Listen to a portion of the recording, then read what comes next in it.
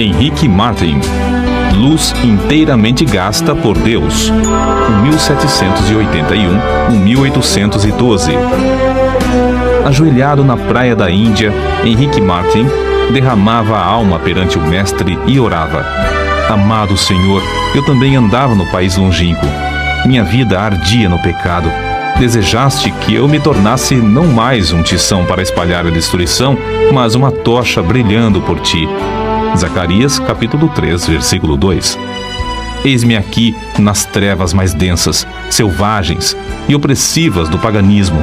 Agora, Senhor, quero arder até me consumir inteiramente por ti. O intenso ardor daquele dia sempre motivou a vida desse moço. Diz-se que possuiu o nome mais heróico que adorna a história da Igreja da Inglaterra, desde os tempos da Rainha Elizabeth. Contudo, até entre seus patrícios, ele não é bem conhecido. Seu pai era de físico franzino, e após o seu falecimento, os 4 filhos, inclusive Henrique, não tardaram a contrair a mesma enfermidade, a tuberculose. Com a morte do pai, Henrique perdeu seu intenso gozo pela matemática e passou a se interessar grandemente pela leitura da Bíblia. Diplomou-se com mais honras do que todos da sua classe. O Espírito Santo, porém, falou à sua alma: Buscas grandes coisas para ti, não as busques. Acerca dos seus estudos, testificou: Alcancei o ponto mais alto que desejara, mas fiquei desapontado ao ver como tinha agarrado apenas uma sombra. Tinha por costume levantar-se cedo, de madrugada, e andar sozinho pelos campos para desfrutar de comunhão íntima com Deus. O resultado foi que abandonou para sempre o plano de ser advogado, um alvo que, até então, perseguia, porque não podia consentir em ser pobre pelo amor de Cristo. Ao ouvir um sermão sobre o estado perdido dos pagãos, resolveu dar a sua vida como missionário. Ao conhecer a vida abnegada do missionário Guilherme Carey e sua grande obra na Índia, sentiu-se dirigido a trabalhar no mesmo país. O desejo de levar a mensagem de salvação aos povos que não conheciam a Cristo tornou-se como um fogo inextinguível na sua alma pela leitura da biografia de Dave Brainerd, que morrera quando ainda muito jovem.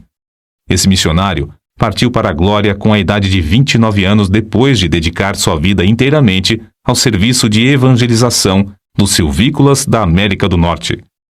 Henrique Martin reconhecia que, como haviam sido poucos os anos da obra de Dave Brainerd, assim também seria com ele.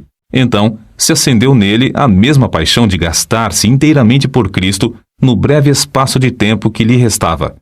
Seus sermões não consistiam em palavras de sabedoria humana, mas sempre se dirigia ao povo como um moribundo pregando aos moribundos. Havia um grande embaraço para Henrique Martin.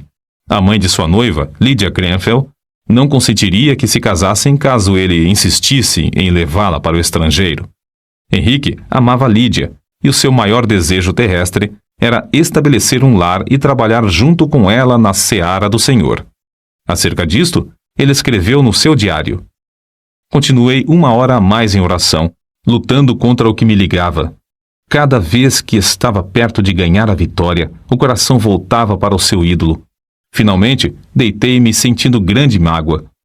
Então, lembrou-se de Dave Brainerd, o qual negava a si mesmo todos os confortos da civilização.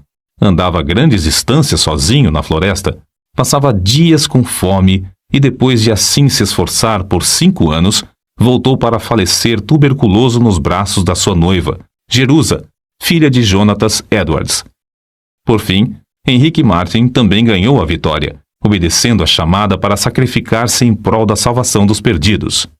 Ao embarcar para a Índia, em 1805, escreveu: Se eu viver ou morrer, que Cristo seja magnificado pela colheita de multidões para ele.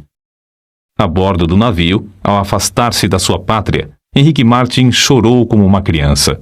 Contudo, nada podia desviá-lo da sua firme resolução de seguir a direção divina. Ele era um tição arrebatado do fogo, e repentinamente dizia: Que eu seja uma chama de fogo no serviço divino. Depois de 9 longos meses a bordo, e quando já se achava perto do seu destino, passou um dia inteiro em jejum e oração. Sentia quão grande era o sacrifício da cruz e como era igualmente grande a sua responsabilidade para com os perdidos na idolatria da Índia. Continuava a repetir: tenho posto vigias sobre os teus muros, ó Jerusalém. Eles não se calarão jamais, em todo o dia, nem em toda a noite. Não descanseis vós os que fazeis lembrar a Jeová, e não lhe deis a ele descanso, até que estabeleça, e até que ponha a Jerusalém por objeto de louvor na terra. Isaías capítulo 62, versículo 6. A chegada de Henrique Martyn à Índia, no mês de abril de 1806, foi também em resposta à oração de outros. A necessidade era tão grande nesse país que os poucos obreiros concordaram em se reunir em Calcutá de 8 em 8 dias para pedir a Deus que enviasse um homem cheio do Espírito Santo e poder à Índia. Martyn, logo ao desembarcar, foi recebido alegremente por eles como resposta às orações. É difícil imaginar o horror das trevas em que vivia esse povo, entre o qual Martyn se achava. Um dia, perto do lugar onde se hospedara, ouviu uma música e viu a fumaça de uma das piras fúnebres de que ouvira falar antes de sair da Inglaterra. As chamas já começavam a subir do lugar onde uma viúva se achava sentada ao lado do cadáver de seu marido morto. Martyn, indignado, esforçou-se, mas não pôde conseguir salvar a pobre vítima. Em outra ocasião, foi atraído pelo ruído do símbolo a um lugar onde o povo fazia culto aos demônios. As pessoas ali reunidas se prostravam perante o ídolo, obra das suas próprias mãos, a quem adoravam e temiam. Martyn sentia-se mesmo na vizinhança do inferno.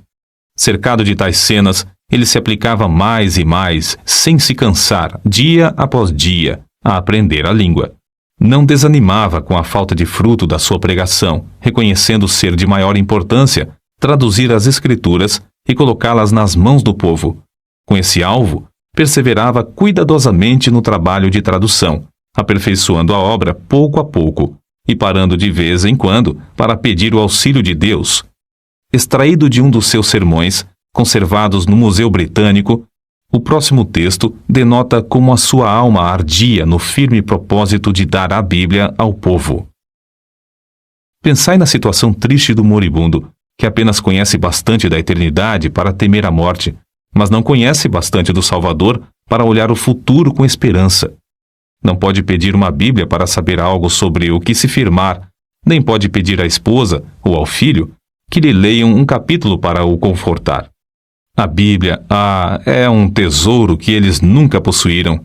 Vós que tendes um coração para sentir a miséria do próximo, vós que sabeis como a agonia de espírito é mais que qualquer sofrimento do corpo, vós que sabeis que vem o dia em que tendes de morrer. Dai-lhes aquilo que lhes será um conforto na hora da morte. Para suprir os povos da Índia e da Pérsia com a Bíblia em suas próprias línguas, Martyn aplicou-se à obra de tradução das Escrituras de dia e de noite, até mesmo quando descansava e quando em viagem. Não diminuía a sua marcha quando o termômetro registrava o intenso calor de 70 graus, nem quando sofria da febre intermitente, nem com o avanço da peste branca que ardia no seu peito. Como David Brainerd, cuja biografia sempre serviu para inspirá-lo, Henrique Martyn passou dias inteiros em intercessão e comunhão com o amado, seu querido Jesus. Parece, escreveu ele, que posso orar para sempre, sem nunca cansar. Quão doce é andar com Jesus e morrer por ele. Para ele, a oração não era uma formalidade, mas um meio certo de quebrantar os endurecidos e vencer os adversários. 6 anos e meio depois de ter desembarcado na Índia, enquanto empreendia longa viagem, faleceu com a idade de 31 anos. Separado dos irmãos, do resto da família, com a noiva esperando-o na Inglaterra e cercado de perseguições, foi enterrado em lugar desconhecido. Era grande o ânimo, a perseverança, o amor, a dedicação com que trabalhava na seara do seu Senhor. O zelo ardeu até ele se consumir nesse curto espaço de 6 anos e meio. É-nos impossível apreciar quão grande foi a sua obra, feita em tão poucos anos. Além de pregar, conseguiu traduzir porções das Sagradas Escrituras para as línguas de 1/4 parte de todos os habitantes do mundo. O Novo Testamento em hindu, hindustão e persa, e os evangelhos em judaico-persa são apenas uma parte das suas obras. 4 anos depois da sua morte, nasceu Fidelia Fiske, no sossego da Nova Inglaterra. Quando ainda aluna na escola, leu a biografia de Henrique Martin. Andou 45 quilômetros de noite, sob violenta tempestade de neve, para pedir à sua mãe que a deixasse ir pregar o evangelho às mulheres persas. Ao chegar à Pérsia, reuniu muitas mulheres e lhes contou sobre o amor de Jesus, até que o avivamento em Oromiar tornou-se outro Pentecostes. Se Henrique Martin, que entregou tudo para o serviço do Rei dos Reis, pudesse visitar a Índia e a Pérsia hoje, que grande obra encontraria! Obra feita por tão grande número de fiéis filhos de Deus, nos quais ardeu o mesmo fogo pela simples leitura da biografia desse pioneiro.